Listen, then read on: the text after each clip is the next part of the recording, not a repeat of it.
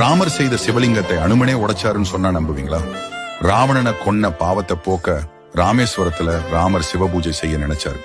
அதுக்காக காசியில இருந்து ஒரு லிங்கத்தை கொண்டு வர அனுமனை அனுப்பினார்.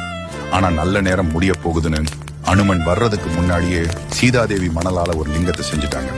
கஷ்டப்பட்டு லிங்கத்தை கொண்டு வந்த அனுமன் இதை பார்த்து அதிர்ந்து நின்னார். நான் கொண்டு வந்ததை வைக்காம என்னை அவமானப்படுத்திட்டீங்களேன்னு குழந்தை மாதிரி கதறி அழுதார். இதை பார்த்த ராமர், அனுமனே, நீ கொண்டு வந்த லிங்கத்தை வைக்கணும்னா இந்த மணல் லிங்கத்தை உன் வாளால் கட்டி தூக்கி எரிஞ்சிடுன்னு சொன்னார்.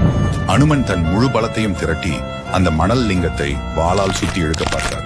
அந்த மணல் லிங்கம் கொஞ்சம் கூட அசையல. ஆனா அனுமனோட வாள் அருந்து ரத்தம் கொட்டுச்சு. தெய்வத்தோட படைப்பை எதிர்க்கிற அளவுக்கு எனக்கு கர்வம் வந்துருச்சேன்னு அழுதார்.